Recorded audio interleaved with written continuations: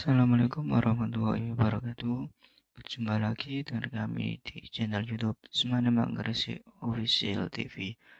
Pada kesempatan kali ini, kami akan memberikan informasi tentang penerimaan peserta didik baru jenjang SMA, SMK, dan SLB Provinsi Jawa Timur tahun 2022.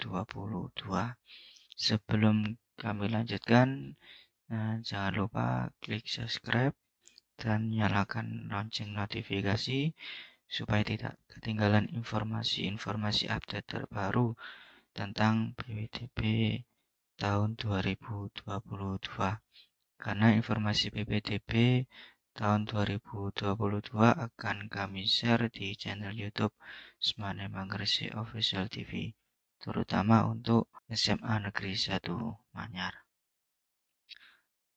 Seperti tahun-tahun sebelumnya, PPDB tahun 2022 masih menggunakan sistem zonasi, yaitu proses seleksi berdasarkan jarak tempat tinggal ke sekolah.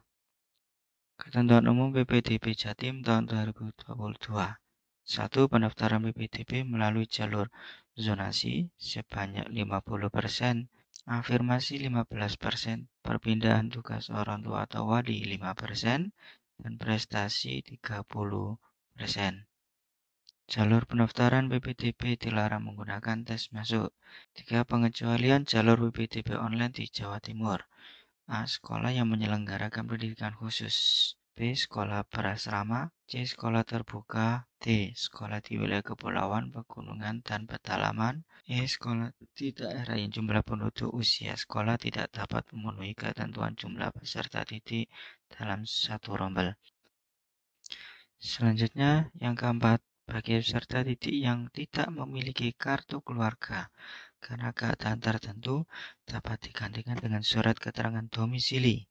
Keadaan tertentu yang dimaksud meliputi A. Bencana alam dan atau bencana sosial. Wabah coronavirus atau COVID dikategorikan masuk dalam bencana non-alam.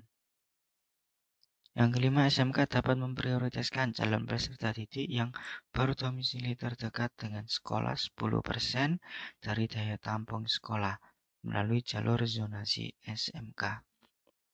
Yang keenam, untuk jenjang SMK, calon peserta didik wajib melampirkan surat keterangan sehat dan surat keterangan tidak buta warna pada kompetensi keahlian yang mempersyaratkan.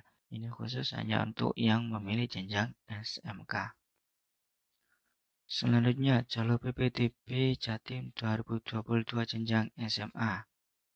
Yang pertama, jalur afirmasi 15%, yaitu termasuk keluarga tidak mampu, anak buruh, dan penyandang disabilitas.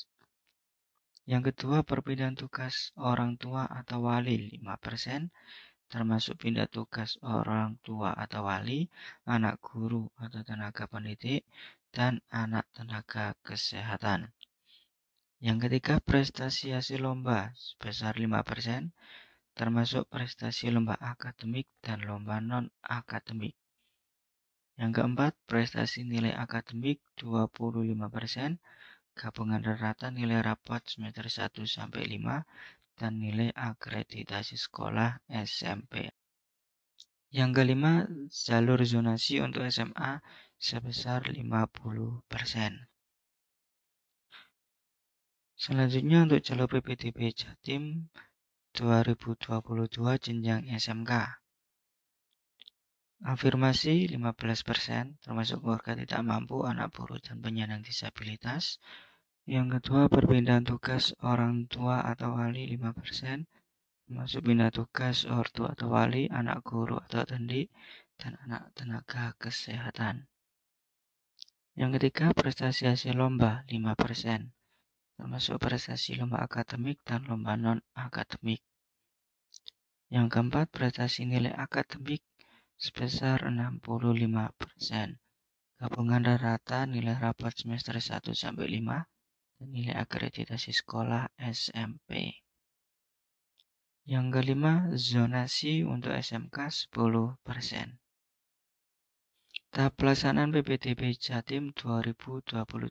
Tahap 1 untuk SMA dan SMK, yaitu ada jalur afirmasi 15%, pindah tugas orang tua 5%, prestasi hasil lomba 5%.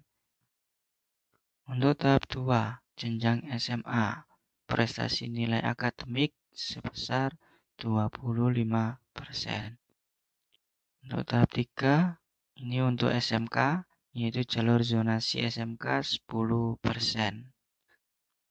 Tahap 4 SMA, zonasi SMA sebesar 50%. Tahap 5 SMK, prestasi nilai akademik 65%. Selanjutnya, ketentuan jalur afirmasi sebesar 15%. Jalur afirmasi 15% ini dibagi menjadi 3. Yang pertama yaitu untuk keluarga tidak mampu sebesar 7%, yaitu untuk keluarga yang terdaftar sebagai penerima bantuan pemerintah antara lain KIP, KIS, KKS, BBPNT, dan lain sebagainya. Seleksi berdasarkan jarak rumah ke sekolah. Artinya, jika kuota 7% ini terpenuhi dan yang mendaftar lebih dari 7% dan mereka sama-sama mempunyai kartu bantuan dan lain sebagainya, maka diseleksi berdasarkan jarak terdekat rumah ke sekolah. Yang kedua yaitu anak buruh sebesar 5%, yang termasuk anak buruh yaitu orang tua terdaftar sebagai penerima bantuan pemerintah dan memiliki tanda anggota serikat buruh. Jika pendaftar lebih dari 5%, maka akan diseleksi berdasarkan jarak rumah ke sekolah. Yang ketiga yaitu penyandang disabilitas sebesar 3%, yaitu masuk kategori difabel dan telah menyelesaikan pendidikan jenjang SMP. 2. Mendapatkan surat keterangan dari psikolog atau psikiater atau dokter spesialis dan melampirkan surat keterangan dari sekolah asal yang menerangkan jenis ketunaan siswa. Dan untuk jalur afirmasi 15% ini, setiap siswa hanya dapat memilih satu sekolah. Ketentuan jalur pindah tugas orang tua atau wali sebesar 5%. Jalur pindah tugas ortu atau wali dibagi 3. Yang pertama pindah tugas sebesar 2%, yaitu pindah tugas orang tua atau wali melampirkan surat keterangan pindah dari instansi atau perusahaan dan surat keterangan domisili. Yang kedua, anak guru dan tenaga pendidikan sebesar 2%, yaitu untuk anak guru dan tenaga kependidikan jenjang SMA, SMK, SLB, PNS maupun non-PNS. Hanya bisa mendaftar di tempat orang tuanya bertugas. Yang ketiga, melampirkan surat tugas orang tua, selanjutnya diseleksi berdasarkan jarak rumah ke sekolah. Yang ketiga, anak nakes atau tenaga kesehatan sebesar 1%. Itu untuk anak nakes, dokter, perawat, supir ambulans, dan tenaga teknis yang terlibat langsung dalam penanganan COVID-19. Dibuktikan dengan surat keterangan dari direktur rumah sakit atau kepala puskesmas, seleksi berdasarkan jarak rumah ke sekolah. Jadi jika yang mendaftar lebih dari 1%, maka akan diseleksi berdasarkan jarak rumah ke sekolah. Untuk jalur pindah tugas ortu atau wali ini hanya bisa mendaftar atau memilih satu sekolah. Ketentuan jalur prestasi hasil lomba sebesar 5%. Jalur prestasi hasil lomba 5% ini dibagi menjadi 2. Pertama, lomba akademik sebesar 2% dan lomba non-akademik sebesar 3%. Yang pertama, perlombaan atau kejuaraan yang dilaksanakan baik secara berjenjang atau tidak berjenjang. Yang kedua, diselenggarakan oleh instansi pemerintah atau swasta di tingkat kabupaten atau kota, provinsi, nasional, dan internasional. Yang ketiga, diberikan skor dengan ketentuan tertentu dari seluruh jenis perlombaan atau kejuaraan. Yang keempat, diprioritaskan prestasi kategori perorangan atau individu. Jika kuota tidak terpenuhi, maka dilakukan seleksi pada prestasi kategori bergu. Yang kelima, prestasi bergu jumlah yang diterima di setiap satuan pendidikan maksimal 2 anak dari setiap jenis perlombaan. Yang keenam, verifikasi dan legalisasi sertifikat atau piagam dilakukan oleh kepala sekolah asal. Yang ketujuh, apabila di dalam sertifikat tidak tertulis jenjang lomba, maka harus dilampiri surat keterangan dari kepala sekolah asal tentang jenjang lombanya. Selanjutnya, sistematika perhitungan skor jalur prestasi hasil lomba. A. Prestasi berjenjang. Untuk individu, juara 1, 2, dan 3, tingkat kabupaten kota, provinsi, nasional, dan internasional. Terus B. Prestasi yang berjenjang untuk bergu, untuk juara 1, 2, dan 3, tingkat kabupaten kota, provinsi, nasional, dan internasional. Selanjutnya, prestasi tidak berjenjang individu, juara 1, 2, 3, tingkat kabupaten, provinsi, nasional, dan internasional. Yang keempat, prestasi tidak berjenjang untuk bergu, juara 1, 2, 3, untuk kabupaten kota, provinsi, nasional, dan internasional. Khusus untuk tahfidz Al-Quran, scoring berdasarkan jumlah juz hafalannya. Jika hafal 5-9 juz, maka nilainya 16. Jika hafal 10-19 juz, nilainya 32. Jika hafal 20-29 juz, nilainya 64. Dan jika hafal 30 juz, maka nilainya adalah 128. Untuk hafiz Quran harus menyertakan sertifikat yang dikeluarkan oleh pondok pesantren atau lembaga tahfidzul Quran dan dilegalisir oleh kantor Kemenak kabupaten atau kota. Delegasi sekolah yang dikirim di tingkat provinsi atau nasional atau internasional, skor dihitung dengan cara 1. Delegasi individu setara dengan juara 3 prestasi tidak berjenjang individu sesuai tingkatannya. Delegasi bergu setara dengan juara 3 prestasi tidak berjenjang bergu sesuai tingkatannya. Ketentuan jalur prestasi nilai akademik SMA atau SMK, yaitu gabungan rata nilai rapot semester 1 sampai 5 dan nilai akreditasi sekolah asal SMP. Prestasi nilai akademik dibagi dua, yaitu gabungan rata nilai rapot semester 1 sampai 5 sebesar 70% dan nilai akreditasi sekolah asal SMP 30%. Dengan ketentuan nilai mata pelajaran pengetahuan diambil dari 1. Nilai pendidikan agama untuk MTS atau SMP kejuruan, yaitu nilai rata-rata agama yang diambil. Yang kedua, pendidikan kewarganegaraan. Yang ketiga, bahasa Indonesia. Yang keempat, matematika. Yang kelima, ilmu pengetahuan alam. Yang keenam, ilmu pengetahuan sosial. Dan yang ketujuh, bahasa Inggris.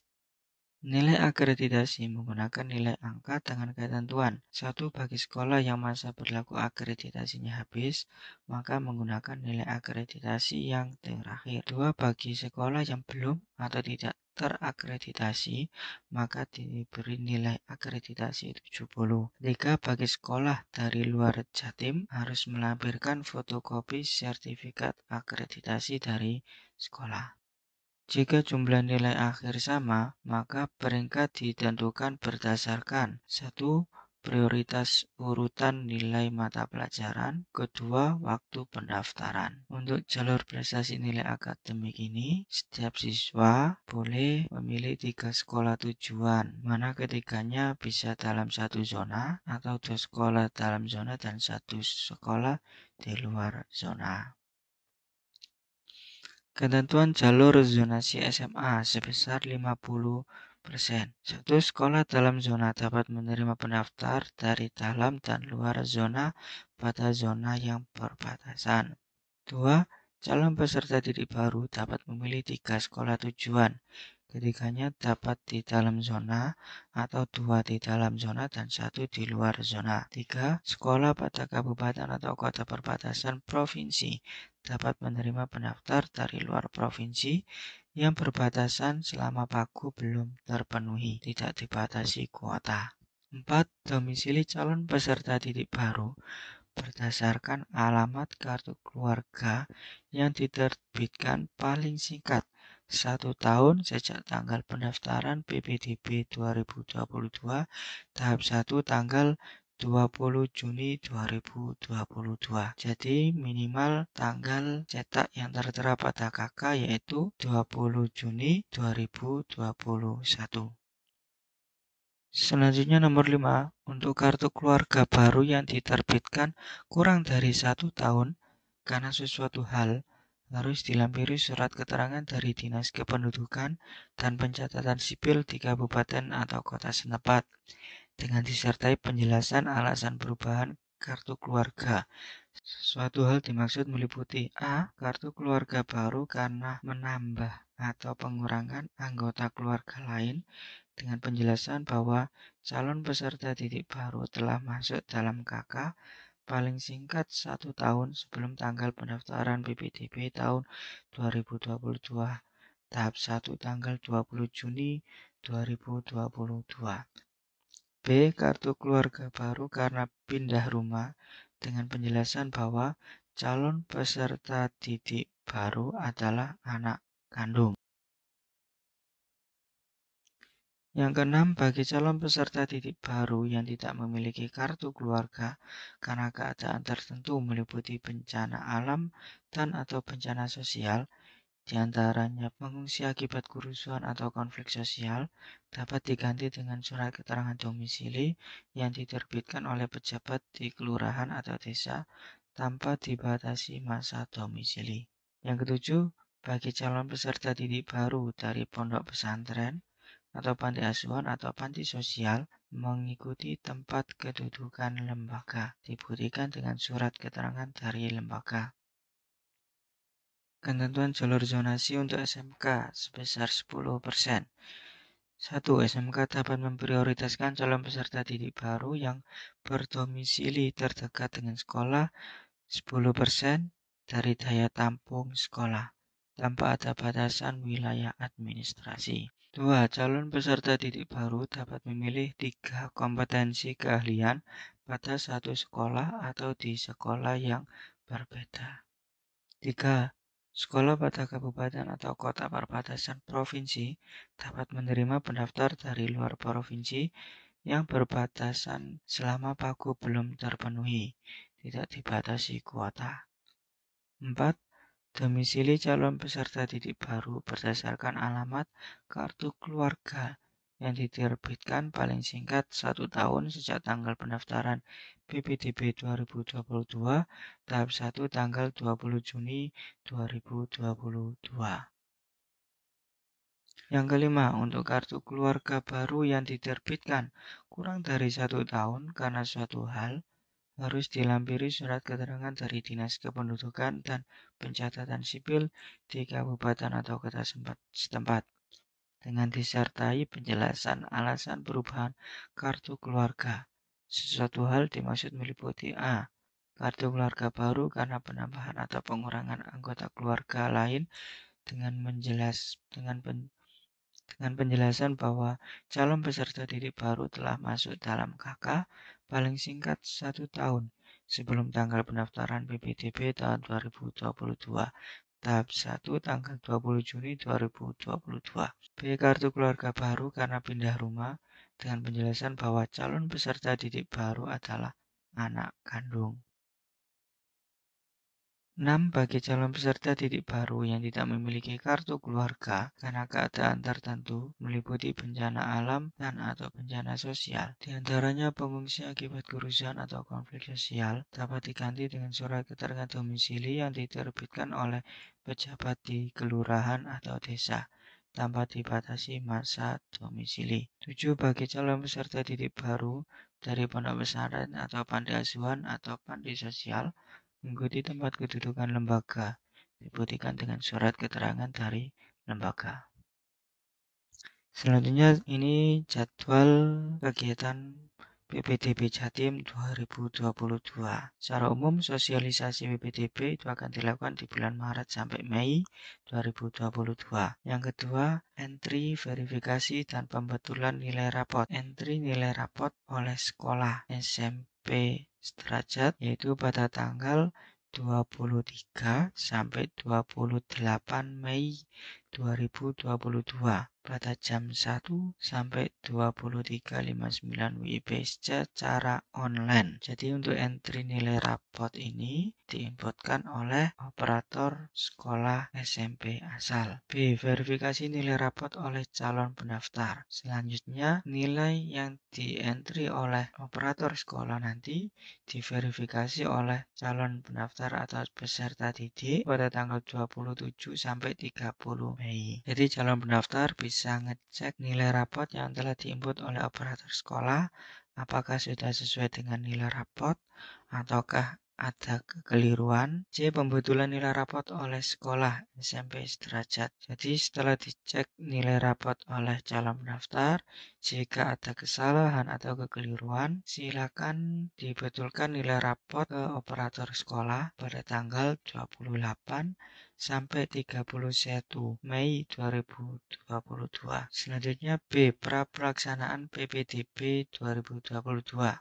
Pengambilan PIN oleh calon pendaftar, yaitu pada tanggal 2 sampai 18 Juni 2022 dilakukan secara online. Terus latihan pendaftaran dilakukan tanggal 13 sampai 18 Juni tahun 2022 dilakukan secara online. Jadi silakan diingat untuk pengambilan PIN jangan sampai terlewat karena jika belum pengambilan PIN pada tanggal 2 sampai 8 Juni maka kalian tidak akan bisa mendaftar PPDB tahun 2022. Selanjutnya C, tahap 1 yaitu jalur afirmasi, perpindahan tugas orang tua atau wali, dan prestasi hasil lomba. Pendaftarannya dibuka mulai tanggal 20 sampai 21 Juni dilakukan dengan cara online. Yang kedua, verifikasi dan validasi oleh SMA atau SMK, yaitu tanggal 21 sampai 23 Juni 2022. Selanjutnya pengumuman tahap 1 akan dilaksanakan tanggal 24 Juni tahun 2022 jam 8 pagi secara online. Jika sudah pengumuman, silakan melakukan cetak bukti penerimaan oleh siswa pada tanggal 24 Juni jam 8 sampai jam 12 malam. Dilakukan secara online, secara mandiri. Selanjutnya D, tahap 2 jalur prestasi nilai akademik SMA, pendaftaran tanggal 25 sampai 26 Juni jam 1 sampai jam 12 malam. Dilakukan secara online. Yang kedua penutupan tanggal 26 Juni tahun 2022. Selanjutnya pengumuman tanggal 27 Juni 2022 jam 8 pagi secara online. Yang keempat, cetak bukti penerimaan oleh siswa tanggal 20 Juni 2022 jam 8 sampai jam 12 malam secara online. Berikutnya tahap 3 jalur zonasi untuk SMK. Pendaftaran tanggal 28 sampai 29 Juni 2022 secara online. Penutupan pendaftaran tanggal 29 Juni 2022 jam 12 malam. Pengumuman tanggal 30 Juni 2022 jam 8 pagi. Selanjutnya cetak bukti penerimaan oleh siswa tanggal 30 Juni mulai jam 8 pagi sampai jam 12 malam. Selanjutnya yang F, tahap 4 atau jalur zonasi untuk SMA, pendaftaran tanggal 1 sampai 2 Juli 2022 mulai jam 1 sampai jam 12 malam. Penutupan pendaftaran tanggal 2 Juli 2022 jam 12 malam. Pengumuman tanggal 3 Juli 2022 jam 8 pagi. Selanjutnya, cetak bukti penerimaan oleh siswa tanggal 3 Juli 2022 jam 8 sampai jam 12 malam. Selanjutnya, tahap 5. Selanjutnya G, tahap 5 jalur prestasi nilai akademik SMK. Pendaftaran tanggal 4 sampai 5 Juli 2022 mulai jam 1 malam sampai jam 12 malam. Penutupan tanggal 5 Juli 2022 jam 12 malam. Pengumuman tanggal 6 Juli 2022 jam 8 pagi. Cetak bukti penerimaan oleh siswa tanggal 6 Juli 2022 jam 8 sampai 12 malam. Dan perlu diketahui semua tahapan PPDB semuanya dilakukan secara mandiri oleh calon siswa secara online. Jadi tidak perlu datang ke sekolah, semuanya bisa dilakukan secara online di rumah masing-masing. Jika sudah pengumuman dan sudah diterima, maka dilanjutkan dengan daftar ulang di sekolah dengan melaksanakan protokol kesehatan secara ketat tanggal 7 sampai 8 Juli 2022 jam 8 pagi sampai jam 3 sore secara offline atau datang ke sekolah. Jadi untuk daftar ulang ini harus ke sekolah dan membawa berkas-berkas yang diminta oleh sekolah. Demikian penjelasan tentang PPDB Jatim 2022.